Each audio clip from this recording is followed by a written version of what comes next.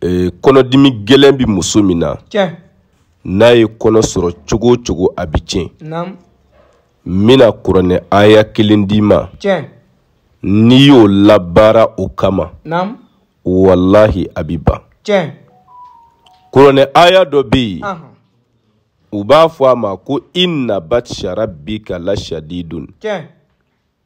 i b'ale sɛbɛn 114 n'i y'a sɛbɛn k'a nasi bɔ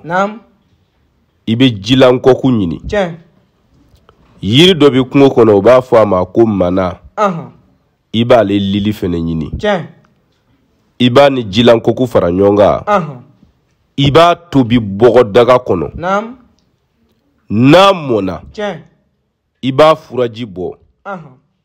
i ye inna batsha rabbika la shadidu i y'o nasi min bɔ i b'o nasi dɔ ɲagami furaji in na i bɛ to k'a di muso kɔnɔdimitɔ ma n'a tola k'o fura min wallahi a ka kɔnɔdimi bi ban wa a bi den sɔrɔ siga tɛ na dɛ maa o maa n'i ye nin kɛ i bɛna jɔyɔrɔ ye sabu an bɛ don min na i n'a fɔ bi muso caman de bɛ yen ni problème bɛ u kan u y'u sen don k'u bolo don u ma ɲɛ foyi sɔrɔ a la u ye ko sugu bɛɛ kɛ u ma ɲɛ sɔrɔ a la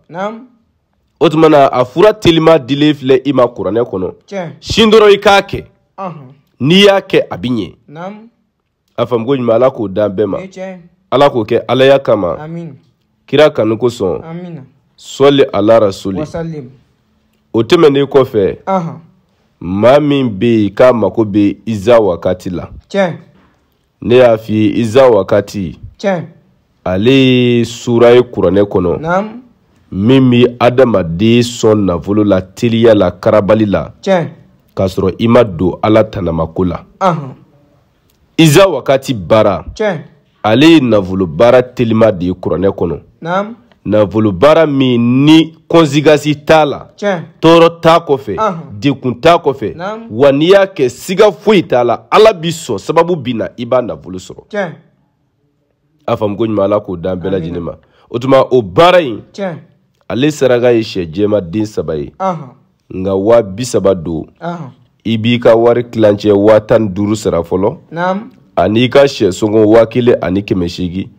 an bɛ baara kɛ baara jaabi sɔrɔlen kɔfɛ i b'i ka wari tɔ sara iza wakati baara bɛ kɛ o cogoya la maa min mako bɛ ale baara in na i bɛ se ka weleli kɛ an ka numéro kelen in na o de ye +223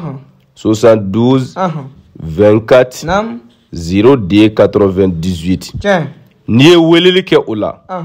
ni ala sɔnna i ni garibukɛ bɛ ɲɔgɔn sɔrɔ o tuma na ala k'a faamu ko ɲuman d'an bɛɛ ma ala k'o kɛ alaya kama kira kanu kosɔn sɔli ala rasuli